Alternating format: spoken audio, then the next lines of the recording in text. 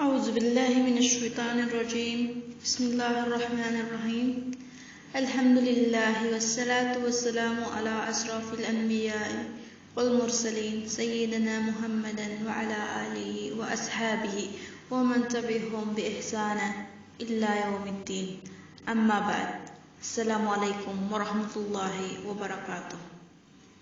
Katotohanan, ang lahat ng pagpupuri ay kay Allah subhanahu wa ta'ala lamang.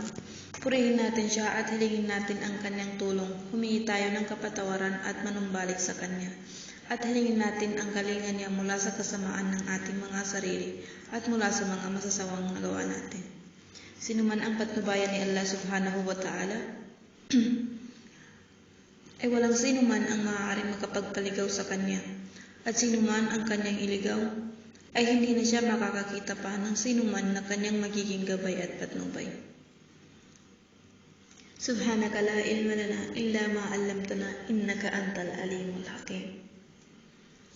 Bago ang lahat, nagpapasalamat ako sa mahal na Allah dahil umabot tayo sa araw na ito, ang pinakahihintay ng lahat, ang graduation day. Sa mga ustadzes and mga admins at sa mga kapwa ko mag-aaral, magandang araw sa inyong lahat. Nagpapasalamat din po ako sa mahal na Allah sa lahat ng biyaya at kaalaman na kanyang ipinagkaloob sa akin. Isang karangalan po sa akin ang tumayo sa entablado na ito at mapabilang sa mga honors student. Maraming aral sa buhay, lalo na sa kabilang buhay, ang aking natutunan sa paaralan na ito.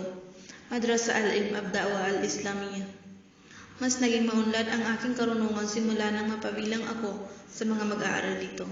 Sa mga kapwa ko mag-aaral sa paaralan ito, alam ko kung gaano kahirap ang pinagdaraanan ninyo para lang makapag-aral. Lahat tayo ay pare-parehong busy sa kanya-kanyang trabaho. Pero hindi ito naging hadlang sa atin sa pagsusumikap na madagdagan ang ating mga kaalaman.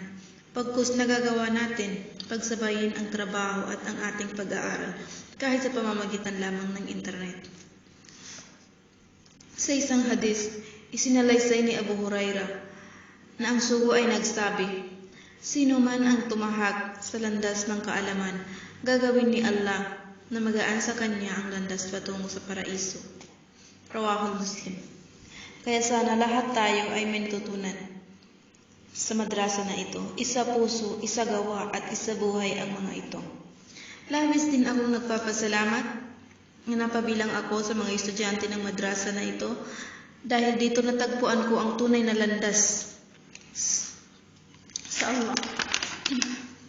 At lalo ako nagpapasalamat sa mahal na Allah sa gabay at pagmamahal na lagi niyang ibinibigay sa atin upang tayo ay manatiling matatag at patuloy na lumalaban sa anumang pagsubok na ating kinakaharap sa araw-araw na buhay.